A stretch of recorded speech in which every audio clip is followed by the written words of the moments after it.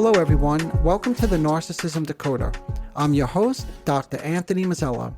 What you're about to hear is another clip from an interview I did on Conflict Managed with Mary Brown, a writer, speaker, mediator, and podcast host. In this part of our conversation, Mary asked me a tough but important question.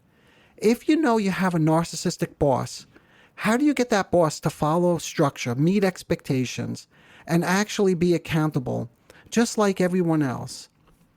We start with that key question, but we go much deeper.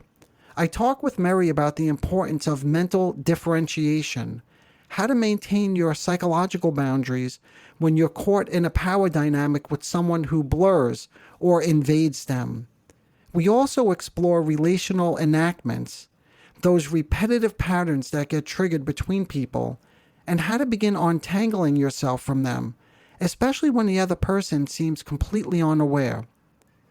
This conversation is about understanding the invisible traps that often emerge in relationships with narcissistic leaders and how to begin stepping out of them. Let's get into it. Here's that part of the conversation where it gets interesting.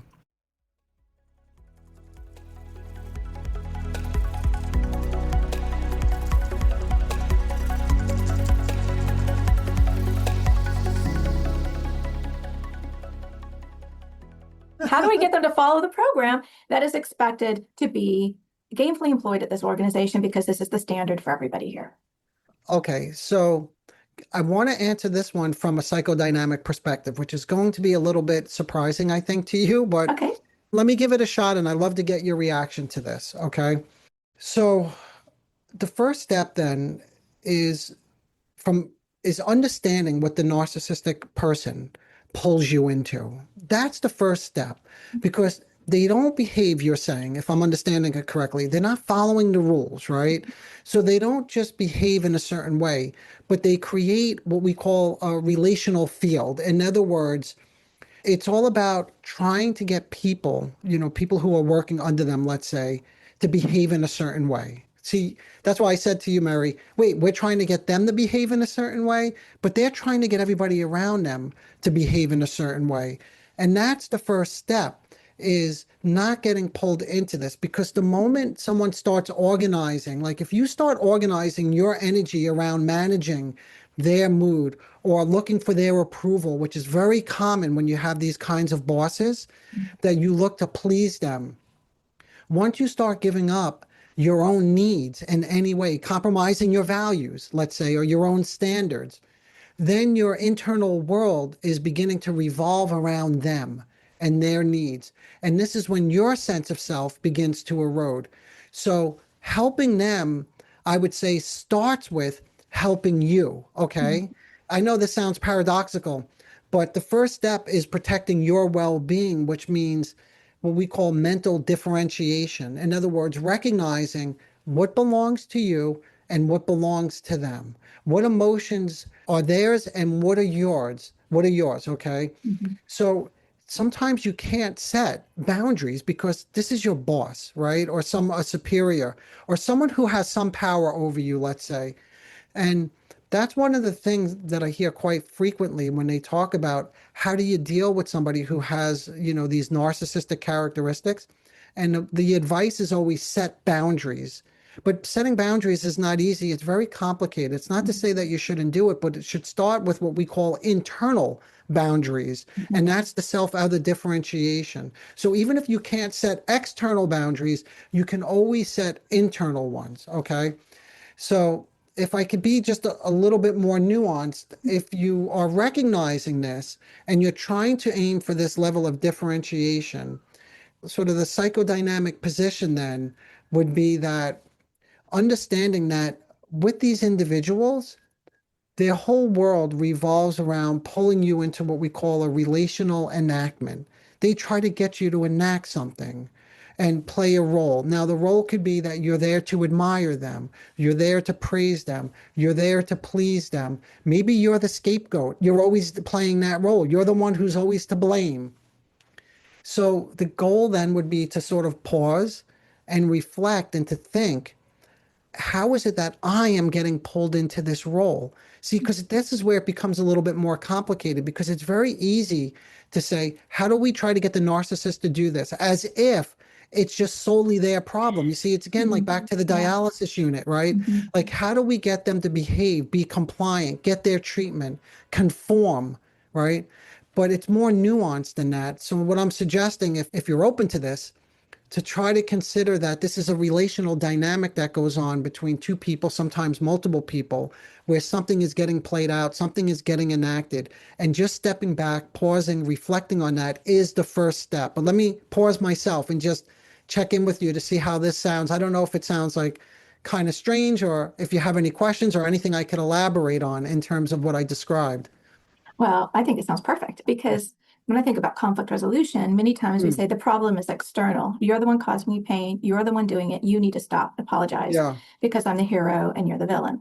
But conflict management is always first and foremost about personal empowerment. So it's about that pause and understanding because we are lost in the forest, right? So mm, de-escalating the self, figuring yes, out what is going on with me. Why do I value this over that? yes, Why is this yes, getting yes, me yes. over that?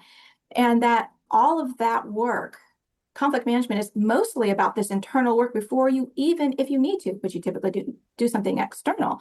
But it's really extracting yourself from the circumstance and seeing what part am I playing in this. And it could Yes. be like in the everyday conflict management, it could be that it's been 3 months and I haven't said anything. And so I've normalized this relationship. Okay, well, Yep. I can take ownership of that. I did not do this. I could do something else. I made these choices. And so what you're Yeah. saying sounds, it really resonates with me because I think it's a wonderful message of empowerment because we feel so disempowered by certainly the narcissist that you're describing, or just even the run of the mill difficult things that happen at work. It's very deflating, and we're sitting in this Mm-hmm. space of waiting for somebody else to act, where Yes. it's quite the opposite. There's a lot of things that we can do. And I would Yeah. imagine if your boss is a narcissist, you're going to be able to make better choices about what you want in your future if you can extract yourself and decide, is this a place where I can stay? Do I need to start looking for other options? What are my options? And it turns out we do have options if we can start figuring out what's actually going on. Yeah. And listen, I really appreciate this perspective, and I'm glad that what I said resonated because oftentimes people really get stuck in saying, no, it's my boss is a selfish, narcissistic, blah, blah, Mhm. and he or she is the problem. And that sort of limits one. And this is another question, in terms of thinking of questions one can ask themselves, like when they slow down and they pause and they think about what they feel when they're with this kind of person is there a pattern? Like, have I, some of these people come to me after having been through multiple jobs, and what I begin to help them see is there's a pattern that has developed over time with people who are in leadership position or who have authority over me, where I begin to feel this way. And Mhm. then not intentionally, but I start arriving late to work, or I start making errors that and I'm a bright person. These are not errors I typically make. So the question then becomes, if you can't leave the job, right, Mary? Like that's Mhm. one way out, which is great, but not everybody has that option. So then it's like, well, what if I can't leave? Then what? So then the question is to slow down and think, where is this coming from within you? Like you can once you differentiate, what's the pull? Like what's the pull to always be on call, to always please the boss, right? To be there, to respond to text messages over the weekend immediately, right? What role you can ask? Am I unconsciously? You're not stepping into it intentionally.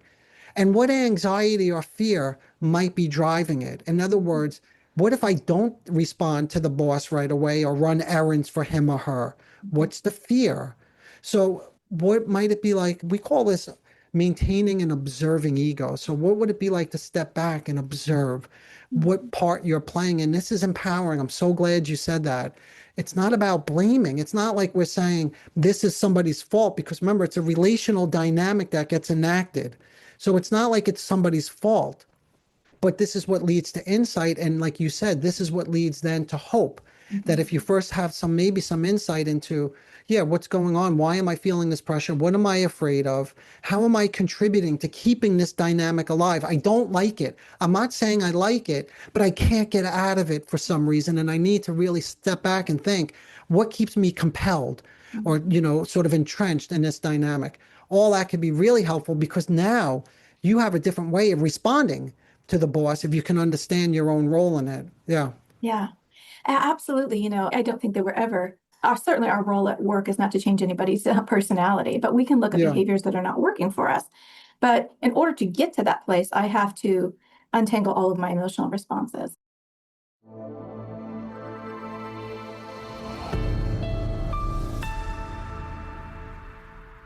In this conversation, Mary and I got to a really important point: how narcissistic bosses pull you into a dynamic, a relational pattern that can be hard to step out of. I talked about how recognizing your role in that dynamic is the first step toward change. But after reflecting on it a bit more, I realized something else needed to be said. This isn't just about one person. When a narcissistic leader can't meet the emotional or professional needs of their team, we have to zoom out. These aren't just individual problems, they're systemic. Instead of focusing solely on trying to fix or manage the leader, I would work with individuals on the team to help them better understand: what's it like to work with this person?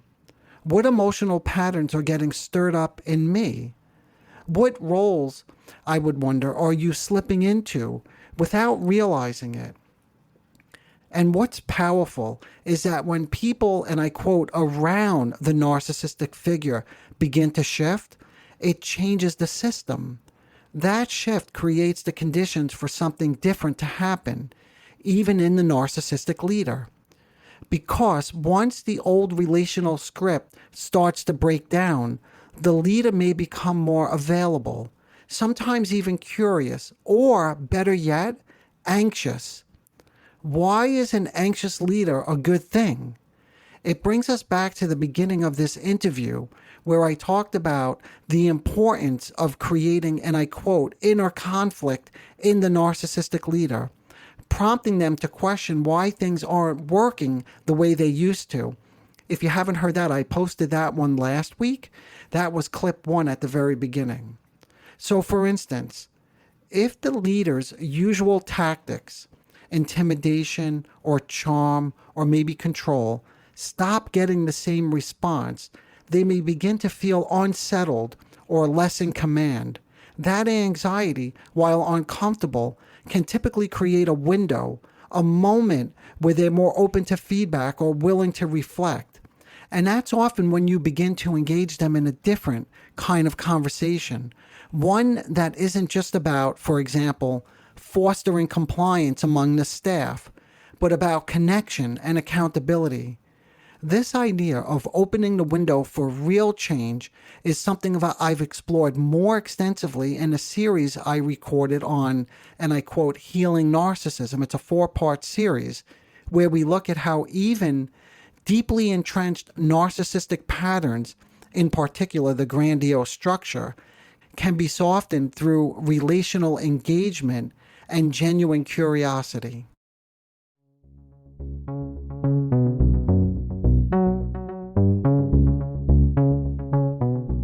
God, tell me, what are your thoughts? I see you look contemplative. Well, I think it was really interesting because, we talk so much about boundaries and putting up personal shields in our personal space, whatever that means internally, a lot of internally.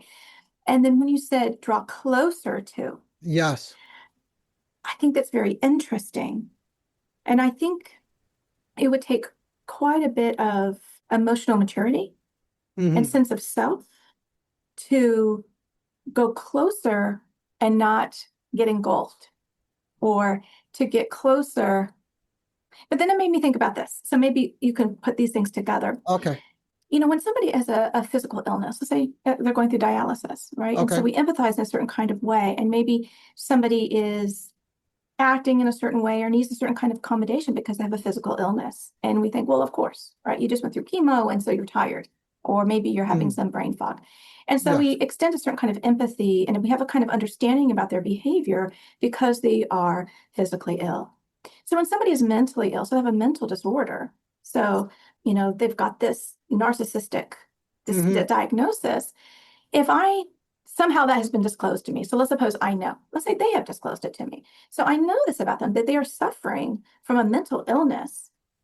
It could give me another way of thinking about their behavior instead of taking it personally. I say, Hmm. not to minimize this person, but to understand this person. This person is mentally ill. It is, in a way, not their fault, right? The person who's clinically depressed, it's not their fault. Yeah. We might say factors, this or the other, but when they are clinically depressed, you don't just bootstrap it out of the hole, right? That's right. Yes. So what do you think about that? If I think this person really does have these patterns, or if I happen to know about this diagnosis, about trying to understand their behavior in that light, that they're ill, and compassion, and therefore, taking their barbs with a grain of salt, so to speak. Yeah. Yeah. Listen, I'm having so many different thoughts. I said a I lot of really, things there. yeah, and I really appreciate this. So let me just sort of associate to what you said. So on the one hand, I want to make very clear that we're not condoning their behavior. Okay, so that's the first thing. Mhm. And we're not acting like a punching bag. Containment, I speak about this quite extensively on my own podcast. I have many, many episodes on containment, and I And get a Anthony, lot of will you just listeners. tell us the name of your podcast so people can go out there? Sure, it's called the Narcissism Decoder. So it's all about narcissistic characteristics and personality disorders. And we typically do deep dives into certain things, like behaviors and how to work with them, specifically how to relate to somebody like this. And I have a whole series on healing somebody like this. But anyway, it's not condoning their behavior, and it's not sitting passively acting like a punching bag. Containment is an active process of taking something in, but that's toxic because either they're attacking you or they're devaluing you in some way, and trying to digest it, like trying to understand what are they really communicating. And Mary, I think this is what you were getting at, Mhm. right? Because they have a mental illness. More often than not, with the narcissist, what they're typically trying to do is protect that vulnerable side that I mentioned earlier. Mhm. The grandiosity, the devaluing you is part of the grandiosity, and it's overt. So that's what people pay most attention to. The aggression is what they pay most attention to. But when you pay very close attention to these people, what you begin to realize is they felt hurt, but they cannot articulate that. So instead, they go on the offense. Remember, the best defense is a strong offense. And they're protecting a very fragile sense of self. They have very fragile self esteem. They're very vulnerable. They're very sensitive. But you don't know that on first appearance because most of them present, not all, because we have different types of narcissistic presentations, but they present in that more grandiose, arrogant, condescending, dismissive way. So, all that to say, when I was listening to you, you are correct to some extent that you do have to have a level of maturity to be able to do this. But it's not as complicated as you think because it really just involves being curious about the person. Like if you're getting attacked or someone that you are close to in your life is devaluing you, you have to just say, whoa, what's going on? What just happened? What message are they giving me? Why is this happening now? Did they just feel slighted in some way? Did they feel hurt? And 99% of the time, what I find is that, yes, of course, something precipitated this. It doesn't come out of nowhere. They don't just suddenly get angry and start attacking you, but it looks that way because these things are so subtle. They're so nuanced. So that's a lot of associations to your associations. And I don't know if I really addressed it yet, but if I had to review, I would say, yes, if you could think of them as somebody who has a mental illness and the narcissism in particular, a very vulnerable side of themselves that must be covered up.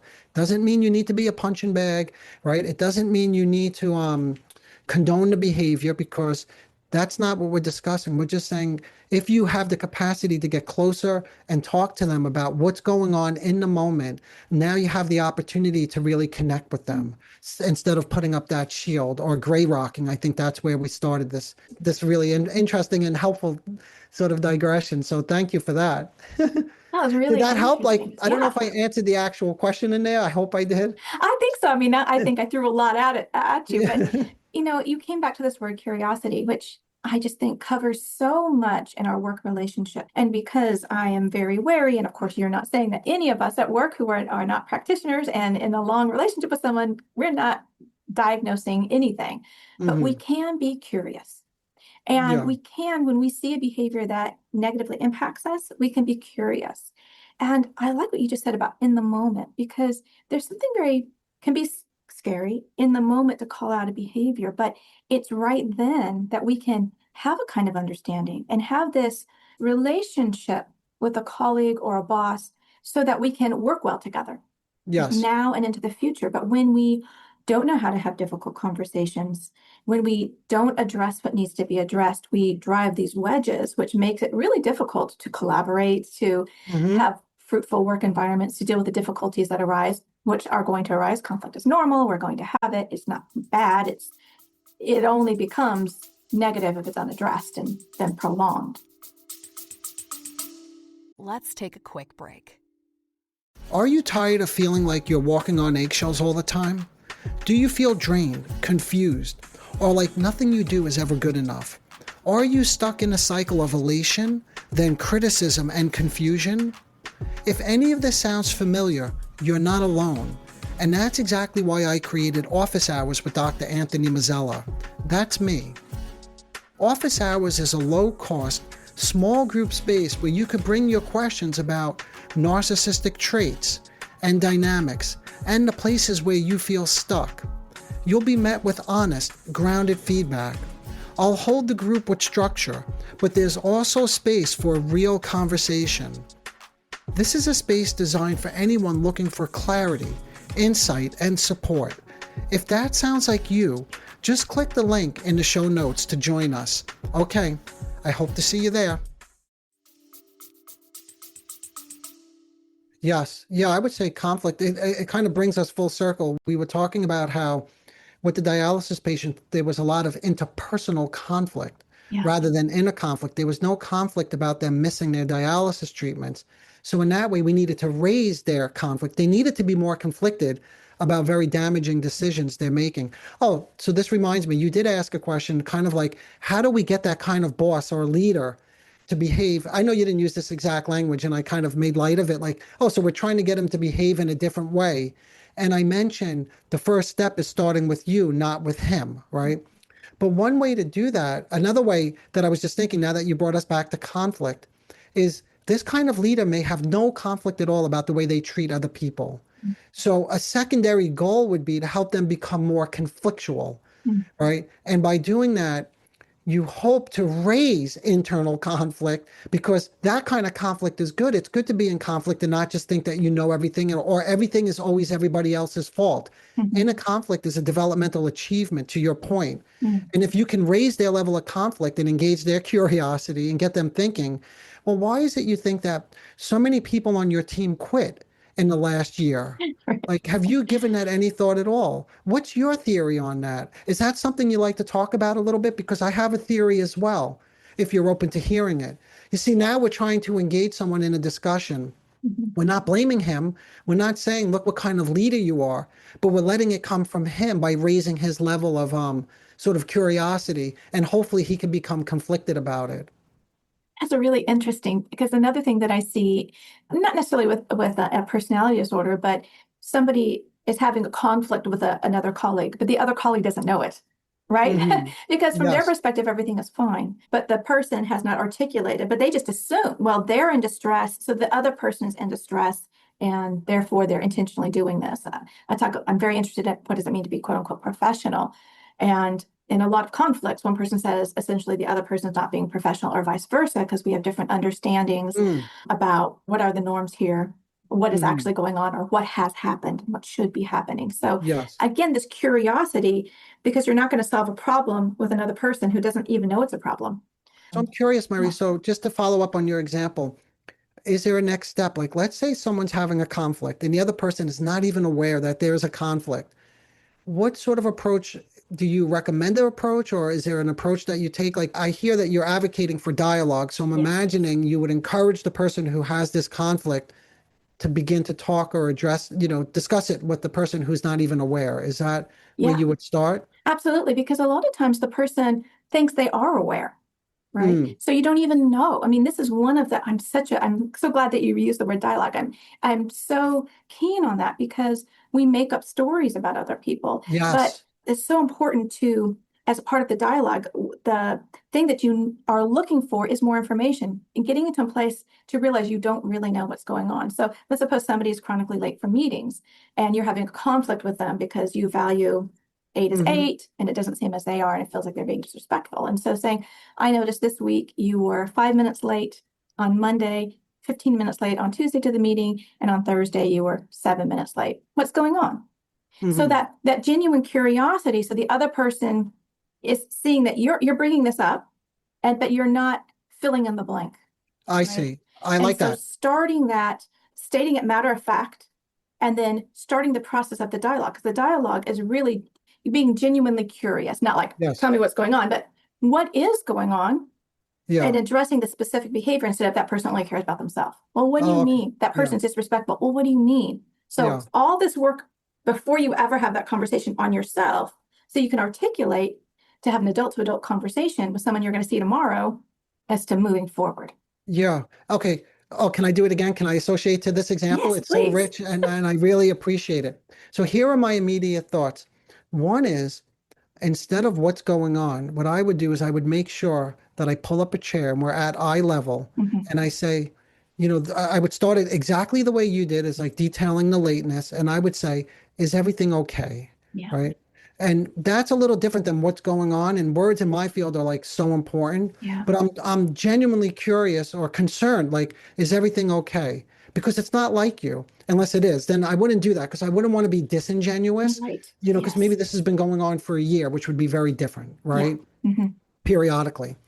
So that's one level, the specific words and sitting down this is very respectful, right? Not like it's a hierarchy and you're looking down, checking in on them. Right. The second thing that occurred to me was, you mentioned before you can even have this dialogue and check in with them, you have to do some inner work. And I just want to be a little more specific, because what I find most often is the inner work is typically around that you feel slighted because they're late. Now, you could point to minutes and make it like this is a concrete issue, but you're having a strong reaction because it triggered something in you. And more often than not, again, if someone has narcissistic vulnerabilities, it's that they don't care enough to be to the meeting on time, or they're disrespecting me, or they don't value me. These are the thoughts when you start getting closer to somebody who's having a reaction to somebody who's late. So dealing with that first becomes really important. It's not blaming that person. Again, we're not blaming, but that positions them then to approach this person without any resentment, because there could be a lot of resentment if you feel slighted yourself or disrespected, because it's so personal when somebody comes in late. Yeah. I love that.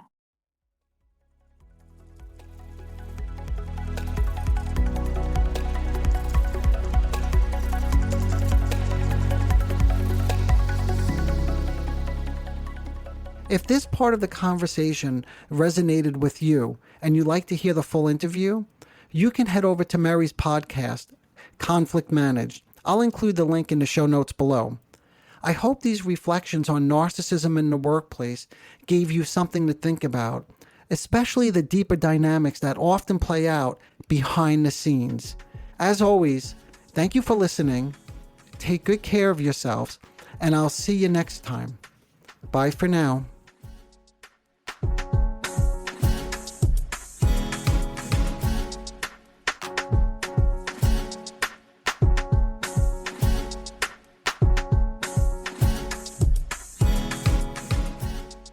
Disclaimer alert. The Narcissism Decoder podcast is provided for general information purposes only.